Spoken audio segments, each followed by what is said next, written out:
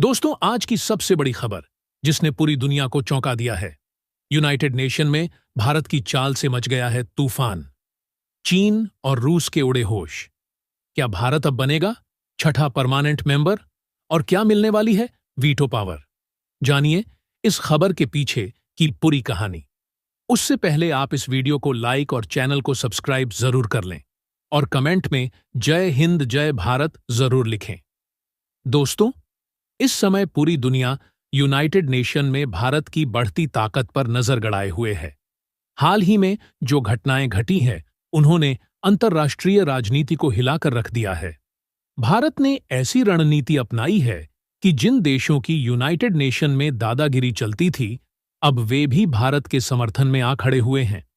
हालात ऐसे बन रहे हैं कि जल्द ही भारत को यूनाइटेड नेशन के 5 परमानेंट मेंबर्स में छठा परमानेंट मेंबर के रूप में मान्यता मिलने की चर्चा है।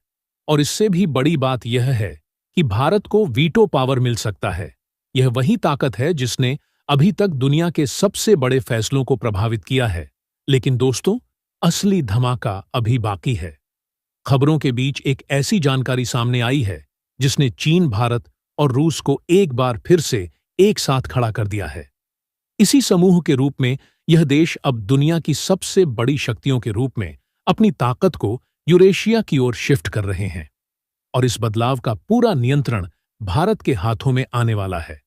तो दोस्तों, क्या अब भारत यूनाइटेड नेशन और यूरेशिया की नई महाशक्ति बनने जा रहा है? क्या चीन और रूस भारत के साथ मिलकर नए समीकरण बना रहे हैं?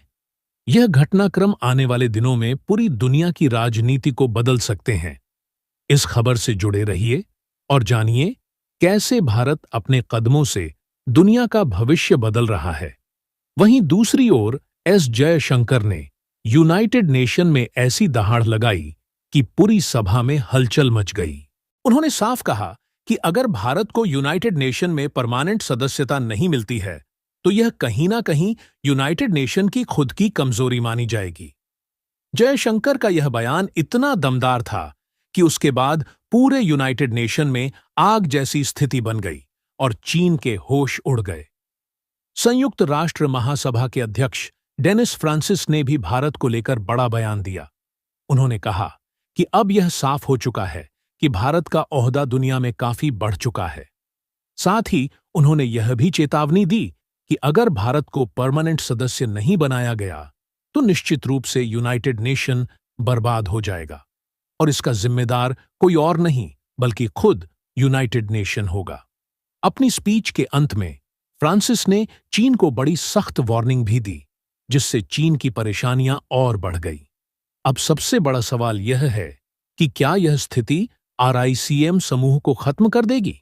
और आखिरकार आरआईसी एक्टिव होने से भारत को क्या-क्या फायदे मिलेंगे? इस खबर को जानने के लिए लोग बेसब्र हो रहे हैं।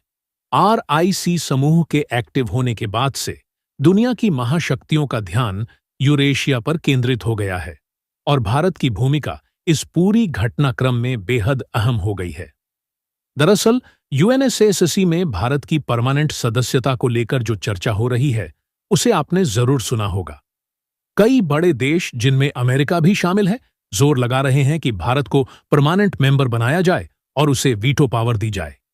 इसी बीच आरआईसी समूह भी पूरी तरह से सक्रिय हो चुका है, जिससे अंतर्राष्ट्रीय राजनीति में नए समीकरण बन रहे हैं।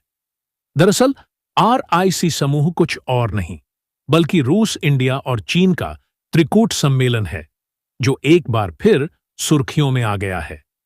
आखिर इसके पीछे की वजह क्या है? चलिए आपको बताते हैं। हाल ही में 11 और 12 सितंबर को जब भारत के national security adviser Ajit Doval रूस की यात्रा पर गए थे, तो उन्होंने राष्ट्रपति व्लादिमीर पुतिन से मुलाकात की थी। मुलाकात के दौरान भारत और रूस के रिश्तों पर चर्चा हुई, लेकिन इसके अगले ही दिन चीन के विदेश मंत्री वांग यी वहां पहुंचे और यहीं से इस बैठक ने एक त्रिपक्षीय मोड़ ले लिया। इसके बाद अजीत डोभाल, व्लादिमीर पुतिन और वांग यी के बीच एक महत्वपूर्ण बैठक हुई। इस बैठक में जो बड़े फैसले लिए गए, उसने पूरी दुनिया को चौंका दिया। इन तीनों देशों के बीच हुई बातचीत के परिणाम स्वरूप कई महत्वपूर्ण मुद्दों का समाधान हुआ। सबसे चौंकाने वाली बात यह रही कि भारत और चीन के बीच लंबे समय से चली आ रही 80% समस्याओं को इस मीटिंग के दौरान सुलझा लिया गया। इसमें व्लादिमीर पुतिन ने एक मध्यस्थ की भूमिका निभाई और अपनी सूझबूझ से भारत और चीन के बीच वर्षों से चली आ रही परेशानियों को सुलझा दिया। अब 4 दिन बाद जो परिणाम सामने आए हैं वह अमेरिका के लिए एक बड़ा झटका साबित हो रहे हैं। आपको यकीन नहीं होगा, लेकिन भारत और चीन के बीच जो सीमावर्ती विवाद था उसमें चीन ने अपनी सेना को पीछे हटा लिया और यह कदम उठाकर चीन ने भारत के साथ संबंधों में एक नया अध्याय शुरू कर दिया है। उस पर चीन ने सम्मानपूर्वक अपने सैनिकों को पीछे हटाते हुए यह साबित कर दिया कि भारत और चीन एक बार फिर भाई भाई बनने की स्थिति में है।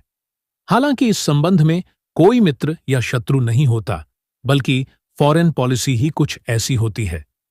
चीन अब यह समझ चुका है कि भारत आने वाले समय में उससे भी आगे निकलने वाला है।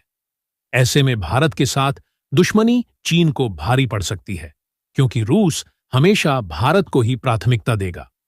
दुनिया के कई देश, खासकर साउथ ईस्ट एशिया के देश, अब भारत पर भरोसा कर रहे हैं।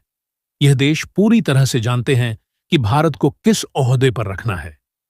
अब तक चीन से नाराज रहने वाले देश भी भारत के साथ क्लोज रिलेशन बनाने के लिए तत्पर है। यही चिंता अमेरिका और अन्य देशों को सता रही है। सोचिए, अगर अमेरिका को किनारे कर दिया जाए तो दुनिया में केवल 3 ताकतें बचेंगी: रूस, चीन और भारत। यदि इन तीनों का एक समूह बन जाता है, जिसे RIC कहा जा रहा है, तो अमेरिका इन ताकतों के आगे टिक नहीं पाएगा। यह तीनों शक्तियां यूरेशिया में शिफ्ट होने जा रही है, जिसका अर्थ यूरोप और एशिया दोनों का मिला हुआ भाग। यही कारण है कि यूनाइटेड नेशन के महासचिव एंटोनियो गुटेरेस ने कहा है कि भारत अगले कुछ सालों में दुनिया का सबसे बड़ा संगठन तैयार कर सकता है। अगर भारत को स्थायी सदस्यता नहीं दी गई तो यूनाइटेड नेशन का अस्तित्व खत्म हो जाएगा। महासभा के अध्यक्ष यांग ने भी चेतावनी दी है कि 22 सितंबर को होने वाली बैठक में भारत को स्थायी सदस्यता का अंतिम मौका दिया जाएगा। पीएम मोदी के नेतृत्व में भारत की ताकत कई गुना बढ़ चुकी है। अब भारत वैश्विक मंच पर मजबूती से खड़ा है, चाहे अर्थव्यवस्था हो या सामरिक शक्ति। भारत ने रक्षा क्षेत्र में भी महत्वपूर्ण कदम उठाए हैं और भारतीय हथियारों का निर्यात अब अन्य देशों में हो रहा है। इस तरह भारत ने ग्लोबल मार्केट में अपनी पहचान बनाई है। इसके साथ ही भारत वैश्विक शक्तियों में तेजी से आगे बढ़ रहा है। यांग ने यह भी स्पष्ट किया कि अगर भारत को सदस्यता नहीं दी जाती है तो यह केवल यूनाइटेड नेशन का खराब भविष्य होगा। हमारे पास भारत को सदस्यता न देने का कोई ठोस कारण नहीं है। अब आप समझ सकते हैं कि कैसे सभी शक्तियां यूरेशिया में शिफ्ट हो रही हैं और RIC ने अपनी अहम भूमिका निभाना शुरू कर दिया है। RIC भारत के लिए कितना महत्वपूर्ण होने जा रहा है, यह समझना जरूरी है। तो दोस्तों, क्या आपको लगता है कि RIC आने वाले समय में यूनाइटेड नेशन से बेहतर काम करेगा? अपने विचार कमेंट बॉक्स में जरूर बताएं और अगर आपको यह वीडियो अच्छी लगी हो तो इस वीडियो को एक लाइक जरूर करें।